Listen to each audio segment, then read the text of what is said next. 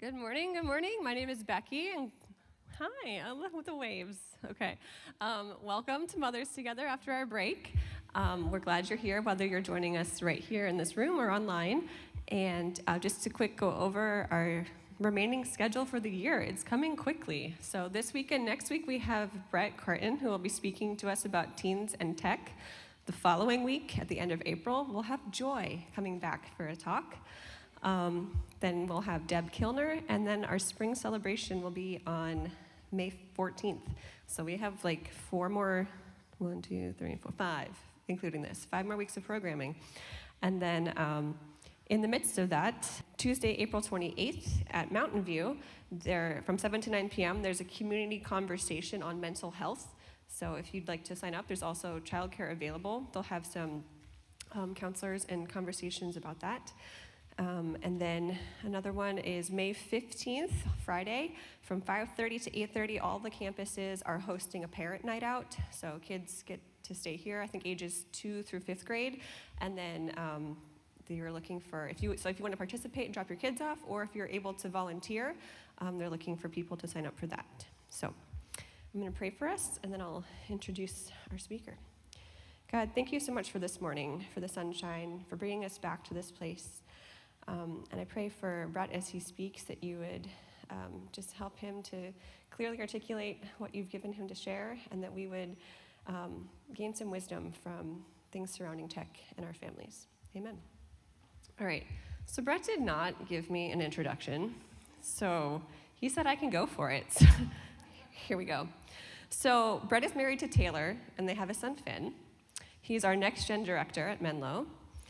He was and still I think swimmer. He loves Hallmark movies. Yep. Strawberry cream cheese and things with questionable expiration dates. So there we go. That's all I got. Please welcome Brett. Good work, okay. I'm gonna sit down because I do have a baby, and when you have a baby and you're holding your baby all the time, you sway a lot. And so I sway a lot now when I stand. So I'm gonna sit so we stay still. So my name is Brett. I work at Menlo I'm our Next Gen director, so I oversee kids and students for all of our campuses. And if you come to Mountain View every Sunday, you've probably seen me here a lot over the past year, because I'm also serving as our campus's interim associate family pastor. So working with our kids and student teams here, which is such a joy to get to do. We have a great campus here at Mountain View and an awesome crew of kids and students. And some of you are some incredible volunteers in this room. And so, so the background on me, you've already learned some things. I'm from East Tennessee originally. I went to college at the University of Wisconsin, where I swam there. Then I went to Pasadena, where I attended Fuller Seminary, got my Master of Divinity there, focused on youth, family, and culture. And then I finally moved up here in 2012, and I've been at Menlo for ever since. So it's like 13 years that I've been here. My wife, Taylor, also works at the Menlo Park campus. But she, if you've been at Mountain View for a long time, she attended Mountain View when she was in high school. And so she has those ties. Her family still lives in Los Altos. And then we have a 10-month-old baby. This is the only picture I have, named Finn. Let's see if so this is the title. I had no clue what to call this. We're going to talk about technology today, but the goal about technology is we're not like looking at a specific thing. My hope for today is to learn about how do we think about technology, because I'll explain in a little bit. But here is my baby Finn. I took this morning. I was like, let me get a picture of Finn holding my Nintendo Switch as we talk about technology. So that's him. He is a joy. He's going to be 11 months next week, I think. Yeah. So he just started crawling, and so it's a whole new world of blocking all of the outlets and everything that he's not supposed to have, because that's all he wants. I'm going to be here for the next 2 weeks, and we're going to be talking about technology. And when Elizabeth and I talked about this, it was like in October. And we were talking about, like, let's talk about the impact that social media or technology has on our kids and our students. But like that is such a wide range of things that you could talk about. And I would say if we started talking about a specific thing back in October, there's a good chance that sitting here today, kids would be into something completely different because that is the world that we live in. And so instead of focusing on one thing, like which could be Instagram, TikTok, Snapchat, Roblox, Fortnite, iPhone, ChatGPT, TV, or whatever else might be taking your kids' attention away, I decided to kind of focus today more on how do we think about technology whenever the next thing comes out. Like how do we as parents or people in kids' lives be curious about what we're experiencing and engaging with instead of just, like I said, discerning media, not just reacting to reacting to it and thinking this is gonna be the worst thing ever. It could be, but I don't think it's helpful for us to have that posture. I think as parents, it's often so important for us to like have our first step for everything, to be curious, to understand what is going on. And part of the reason is we might sometimes when it comes to technology want to fight what is happening. And I think there is value to that in some ways, but also culture is going to keep moving forward and we can't hide our kids from everything. And so instead of thinking about how do we battle against culture all the time, I think as followers of Jesus, like a thoughtful way for us to do it is to think about how do we thoughtfully engage with it as a follower of Jesus and to ask questions like, what is this doing to us and in us so that we can use it for good? If you go all the way back to the Old Testament, to the creation narrative, like when God creates Adam and Eve, he gives them the command to go, to like cultivate, take care of the earth, cultivate it. And so it's like their responsibility to, when you create, steward it well, steward creation well. And while technology isn't like God's creation, it is still things that people are creating with God's creation. And so I think our responsibility is to ask, how do we cultivate this stuff well and use this stuff well? And how do we name what is helpful and what is harmful for us and for our kids? And then another part with that, like when we look at the larger narrative of Scripture, we believe that God redeems all things. When we see at the end of Revelation, a new heaven and a new earth, like God is bringing a new creation. And I don't believe that that new creation is going to erase all of the things that humanity has created to begin with. I think part of the things that we've created are part of God's new creation in some ways because God has given us the ability to think and to use our bodies to create things. And so for us as followers of Jesus, again, to think about how do we create stuff well. The goal of today, and this is not me, it's stolen from the Parenting in the Digital Age, which is a book I'll mention a little bit, is this. The goal is not to become the world's leading expert in every platform. It is to have great relationships with our kids. And so as we talk about this and we talk about tech, it's asking the question, how can I learn about this stuff so that I can help have relationships with my kids so that we can move forward together? Now, and if you don't have kids, the reason I think this is also very important for you because all of us interact with kids, students in some way or another. And it can be easy when you're walking down the street and you see kids glued to their phones and just think, oh, those phones are the worst. But instead for us to get curious and ask why, and then think about how can we create a culture here at Menlo or even wherever you go that is a welcoming place for kids and students. So I want to start with naming reality a bit for our kids and our current generation. We are raising kids in an environment that no previous generation has ever had to navigate. Social media, it's not something that's new anymore. It is something that is like part of the air our kids breathe. Nearly every teen is on it. Many are constantly on it. The average teenager is spending at least 3 hours a day on it. Most of us, we got to witness the rise of iPhone and the internet. Like I still remember having dial-up and having to talk to my parents and say like, can we use our phone line to get on American Online for a little bit? And it would take 10 minutes to log in and all of that. Kids don't even have to think about that. They are constantly connected. And so, like, they are the phrase that is used for them. They are digital natives. This is the generation that is growing up not knowing a world without the internet. And there's a lot of great stuff with that. And I don't want to sound alarmist with this, but I also don't want us to be naive. The Surgeon General has said that we cannot conclude that social media is sufficiently safe for kids. And the concerns are real. There's higher rates of anxiety, higher rates of depression that's associated with heavier use. There's disrupted sleep. There's cyberbullying. There's comparison. There are platforms designed to keep kids' attention. Every teen themselves are becoming, even teens themselves are becoming more and more skeptical of what they see because they're beginning to notice how it's affecting the people around them. So in our home with Finn, we are having these conversations of like, how is he going to use technology? And obviously, as a little kid, he's not really using anything. But my wife, Taylor, is very, very anti-screens. And I am too in some ways, but like more so than me. But I still love watching the Milwaukee Brewers play baseball. Like that's my team. And so I'm like, Finn needs to watch these games because I have to raise him as like a good human being who knows how to be disappointed with your team. But so like I'm watching it the other day, and Taylor's like trying to keep Finn from seeing the screen, but then all of a sudden the ads come on. And like Finn is not paying attention to the screen at all because I have it muted. Then the ads come on. And I noticed that like these ads are created to grab the kid's attention because Finn is like just barely sees it at the corner of his eye, and then he just stares and he's just like mesmerized for the 30 seconds of the ad. And then the baseball game comes back on and he loses interest because most people do when they watch baseball. But like it was so telling to me that like our world right now, not just like is technology addicting, but people are creating it to catch your attention.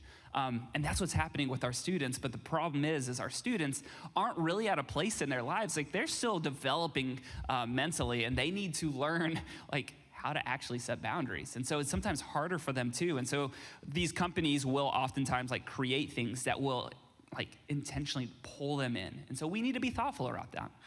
You might have read the book, The Anxious Generation. The goal for today, name reality, that's what I'm doing now, provide a framework for how to think about technology, and then for us to think about what is going on in our kids.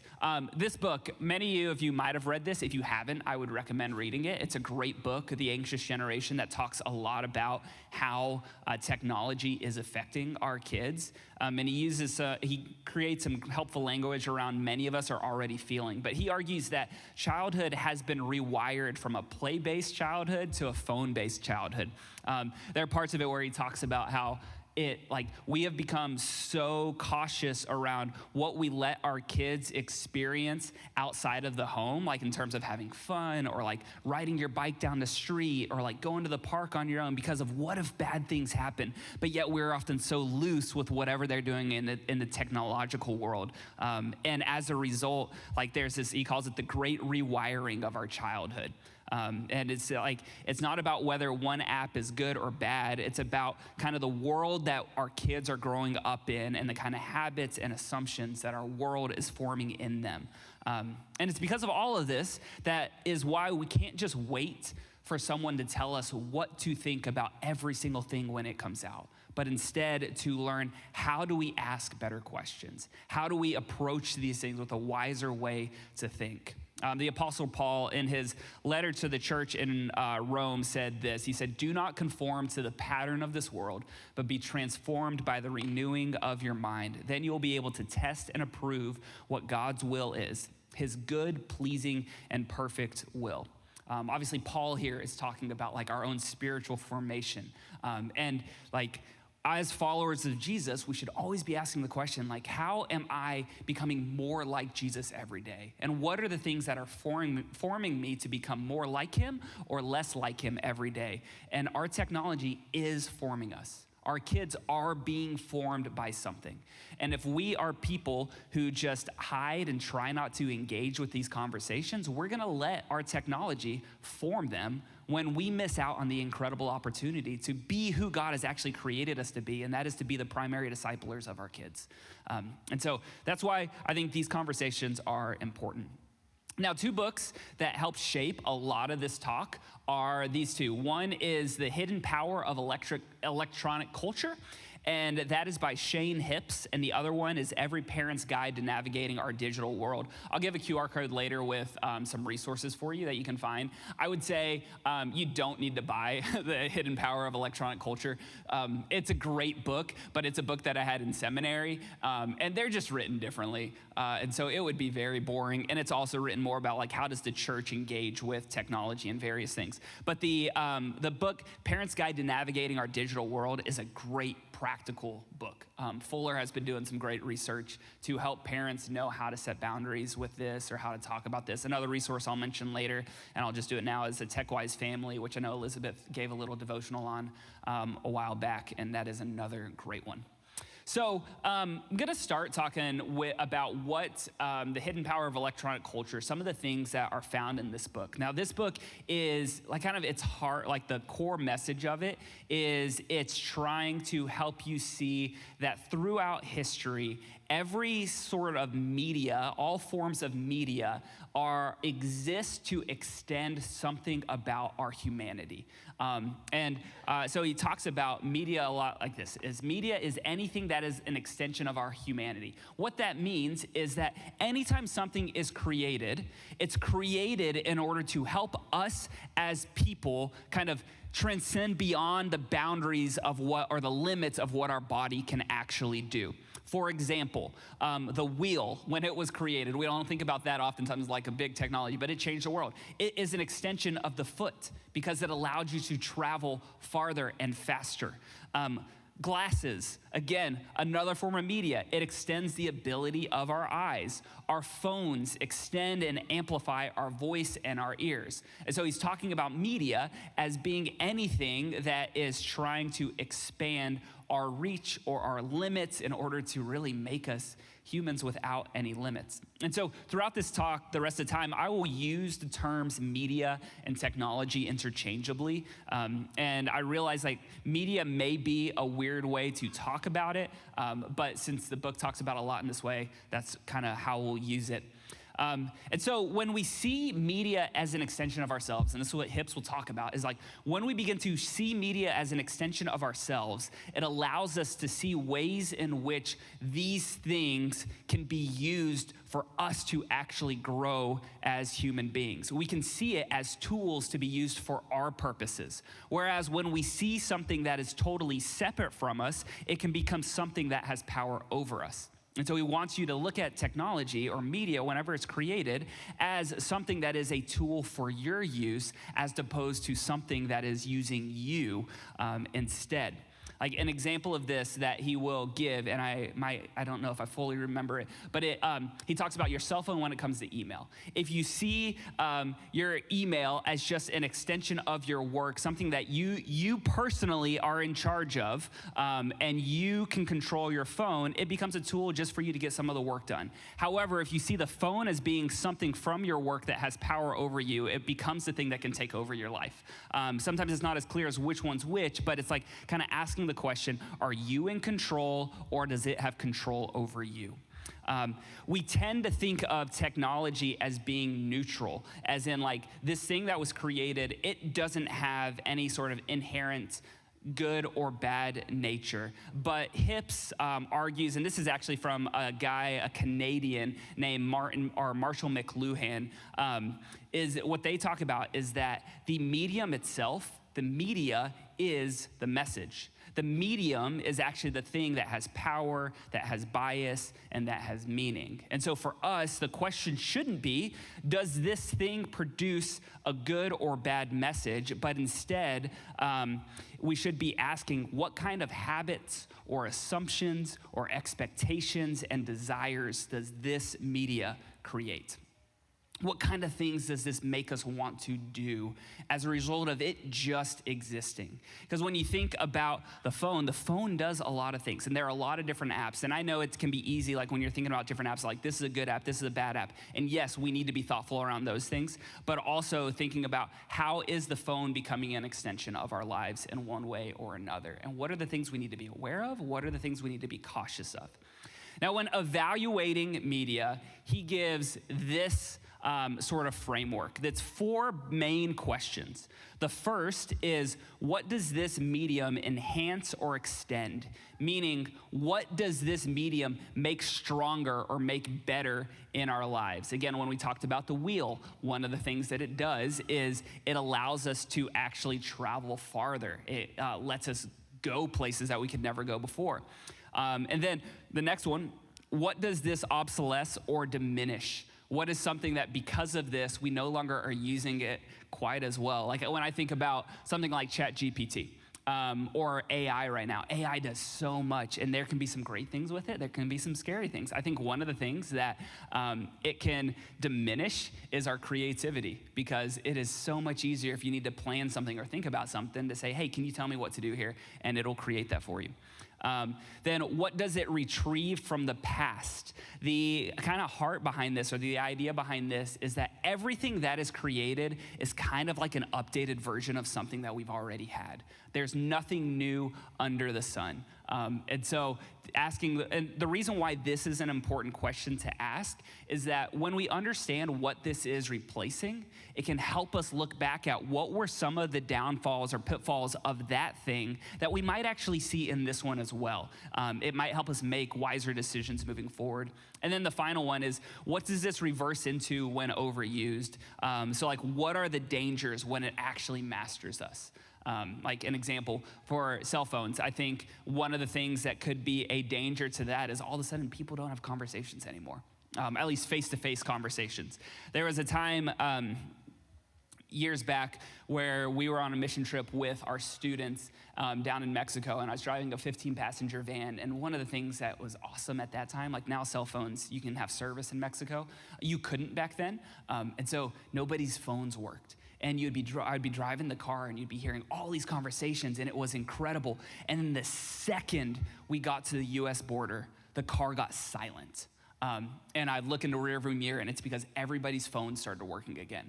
And so they just stopped looking at each other, and they just started looking at their phones. And it was just sad to see that. It's like we miss out on something when the technology becomes the thing that masters over us. Now, these 4 questions, I'll be honest, they aren't always the easiest and most helpful questions to answer. And so a simplified version is this, is when you think about various things, what does it improve? What does it weaken? And what does it become when it takes over? Just to ask these questions when new things come out. Now, what you have to do when this happens is you actually have to do your own research to learn. Every new app or new technology, it's never just content. It is creating something in our world, and it is working to create something easier, to draw people into some new way of life, or to do things differently, or forming our everyday life in some ways. And we need to ask the questions, what is it actually doing? When we lead with these questions, what happens then is we invite curiosity and conversation when we are then able to talk about these things with our kids and with our families. And curiosity and conversation are essential for building relationships and connection with our kids.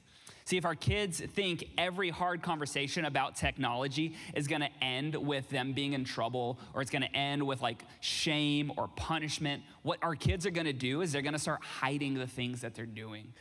They're not gonna want you to know what they're using, what apps they have. But if we have conversations, it oftentimes creates a space where they might be a little bit more comfortable to have conversations with you about that. And we might have a shot at teaching our kids discernment around these things. Now, we're gonna pause here for a second, and you're gonna turn around to your groups, or you can combine groups if there aren't many people. And I want you to practice using these questions for about 4 minutes. And so here's what you're gonna do. We're gonna imagine that there is a new video creating app that has come out. And this app allows you, or allows kids or adults to share videos that they've made with their friends. You can record, you can edit, you can share videos, your friends can comment, they can like them. There are already apps just like this, but there's gonna be a new one just like it that your kid's gonna like more for some strange reason. And so you find out that your kids are really into this app. Around your table, I want you to talk about this hypothetical thing and ask, what could this app do well or enhance in us? What could this weaken or diminish? And then what could happen if this app takes over? All right. I know you could probably have a lot more thoughts about all of this, but I wanna hear some answers. What did y'all come up with? So the first one, we have this video app that kids can create videos and share videos and like videos and do all these things. What does this improve? What does it improve? What is it? What's that? Oh, I like it. Send a bag of chips to the people who get the most likes. Is that what you're saying, a competition? It could make it great. That's great. What else? What else does it improve? Anybody have anything? Knowledge. Yeah, how does it improve knowledge? Well, you might learn how to fold napkins in a neat way. Yeah.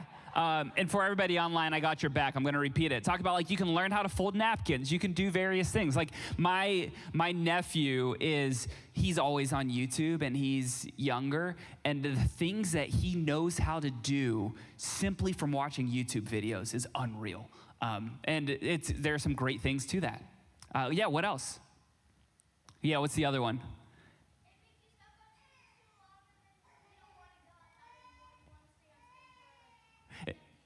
It makes you stay on screens too long. I think that would be, what does it become when it takes over?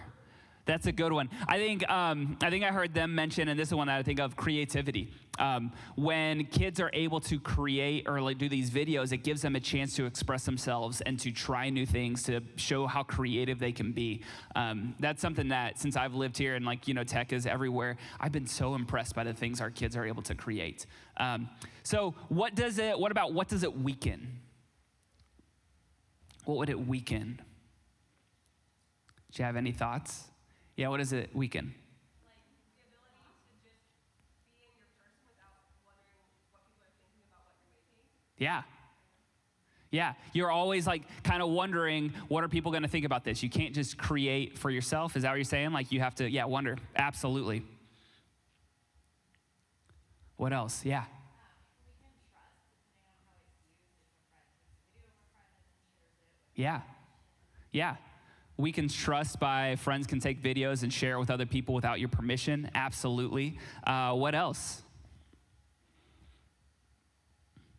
Yes, from the internet. From the chat, from the online chat, it can potentially weaken perception of reality, because in a video you can make things seem like they are or they are not. Maybe it kind of. Yes. So it can weaken perception of reality because you can create things that aren't actually there, especially now that you have AI included in a lot of these things. Okay, then the last one. What does it become when it takes over? Addiction, absolutely. Yeah. I think it can become like people's gauge as to whether or not they are popular. Like that's what's one of the things you see in social media. It's like, if I don't get enough likes or people don't like this, then it affects my value or worth. Everything becomes a competition or a comparison of what's happening. I think, addiction is a huge one. And we see that with a lot of technology. So with this, I know that was a hypothetical thing, but we just talked about an app that has no name, and we were able to ask these questions. What could this do?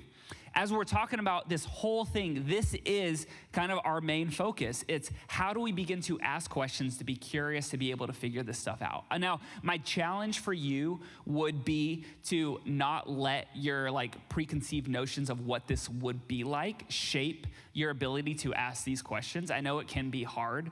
I'm somebody, I like technology in a lot of ways, and so that shapes me a little bit. I always want to find the good in it, and I need to challenge myself on that.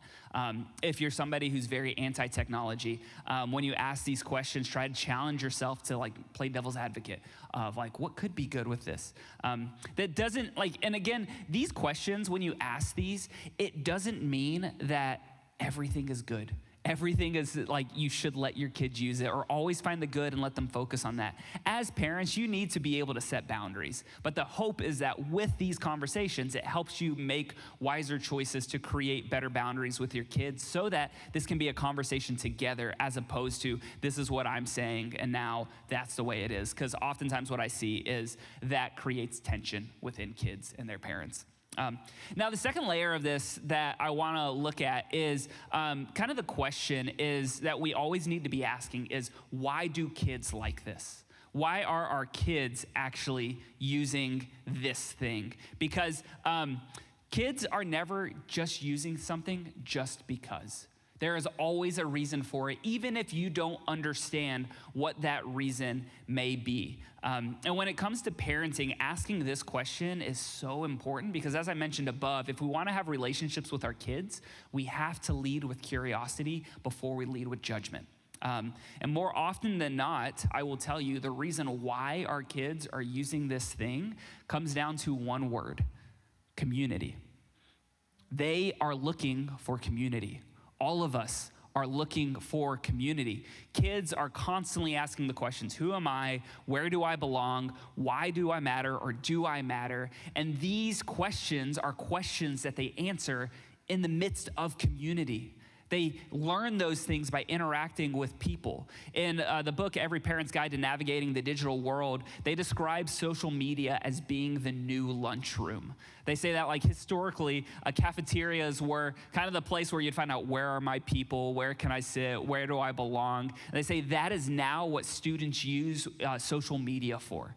They post things to see what kind of engagement they get in that. They find out who likes their things. They experiment with new things. They tweak things in order to find out which version of me do people like the best so that I can find the community where I fit in. So it's important for us to think about, like, why are our kids, or how is this thing helping our kids find community? I think parents oftentimes underappreciate how much, or how a quick scroll through social media can really make an impact on our kids' lives as they're looking to form their identities in certain ways, because it's their way of checking in, of comparing, of picking up, of dropping social cues, and knowing whether or not they're going to be okay. And the challenge is, or the problem is that oftentimes when it comes to these sorts of things, our kids care way too much about what they see and what they find. But we have to understand, what are they looking for before we just say, man, kids, you're always on your phone. And it's because they're on their phones because they have community there. If we move beyond social media, there's now most of our games, or a lot of the games that kids are into these days, would be considered like social gaming. There are games like Clash Royale or Fortnite. If you don't know what I'm talking about, your kids do. Because I will tell you, 9 times out of 10, when I see students on their phone at church, they are playing Clash Royale. That is just a game that they love to play. And it's let's see, I have a little picture of it. It's a one on that side, my right, your left.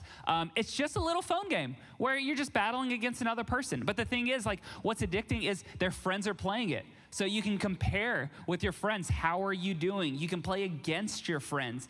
And when your friends are doing it, then you want to do it. It's a conversation starter. The one on the right, Fortnite, so back in my early 30s, I played Fortnite, or got into Fortnite, because I noticed all of our middle school students were playing Fortnite. And so I was like, oh, this is a great way for me to know what they're talking about. Like when they call people a noob, I know what that means. And so I started playing with it. And then after a while, I just stopped. And then a couple years ago, I started playing again because my nieces and nephews back in Tennessee started playing, and discovered that when I played Fortnite with them, it was a way for me to connect with my nieces and nephews across the country. They would never hop on a phone call with me, but they would absolutely play Fortnite with me. And so we were able to build connection with that.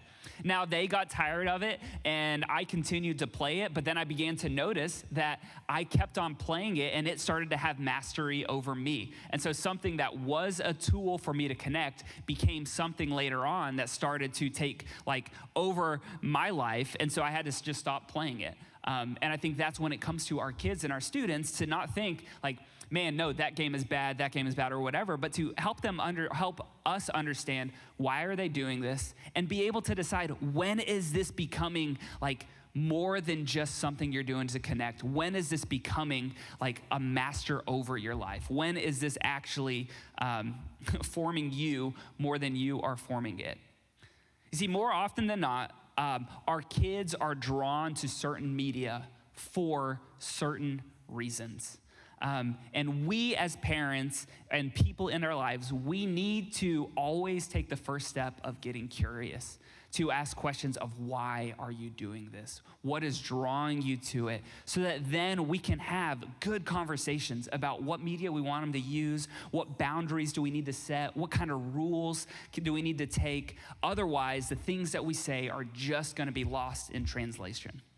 So to wrap up today, first here, it's there, I would scan that QR code because the font is very small, but this will just take you to a Google Doc that has some resources, a couple of resources. So Navigating Our Digital World is the one that I mentioned that I talked a few times about. TechWise Family is a great book from Andy Crouch, very practical. And then Axis, I have it both as books and website. Axis is a website for Christian parents. It's kind of exists to help parents know what's going on in culture for teenagers, and it gives conversation guides around how to have conversations about a wide range of topics. And one of those things is technology. And they have these many little books that you can get that focus on specific things that they call it a parent's guide to YouTube. I think there's one for TikTok, and there's one for various things that could be helpful for you. And then another website, so there's access.org, and then the other one is the Center for Parent and Youth Understanding. They kind of do research and give more information about technology and various things and how it's impacting our youth. And so those are things for you to just be informed for yourself. So my hope for today, again, is not that you feel pressure to become an expert on every app, every game, or every device that your kids bring home, but instead that you feel equipped in order to start conversations, to be able to lead with wisdom, curiosity, and courage, and to not panic anytime a new thing comes up. Even if you discover this actually is something that we should be panicking about a little bit, because technology is always going to keep changing. We're always going to have new things, but I think the life that Jesus invites us into is one where we are thoughtful consumers of everything, to ask the question of how do we use this, or can this help us become more like who Jesus is? Because when we do that, I believe that technology, it doesn't have to become a battleground in our homes, but can actually be a bridge to help us have conversations with our kids to grow together. And so that's our hope for today. For next week, Elizabeth's going to be sending out a form where you could ask questions about anything. So next week, I'm kind of going to let you share what you want to talk about.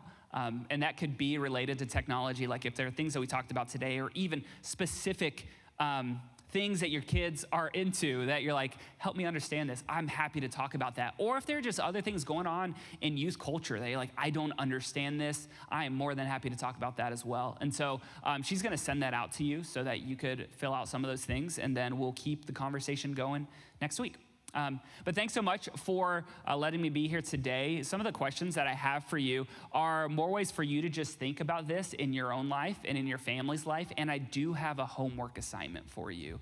And that is to, as a table, pick one of the items that I listed on there and spend this week researching it and asking those 3 questions that we gave earlier, so that next week you can actually have a conversation around your table of how could we think about this? And then maybe what kind of boundaries could we set on this? And so I don't know if you guys normally have homework, but now you do. So let me pray for us, and then I'll let you guys go to your groups. God, we love you. We thank you so much for who you are. We thank you for just the life that you have created us for and the world that we're in. We thank you that we live in a time where we can have conversations and relationships with people around the world because of technology. And I pray that you help us be wise and discerning and thoughtful consumers of technology, whatever that may be. And God, more than anything, help us be people who seek you first and foremost, and just seek to be formed by you every day. We love you. In your name, amen.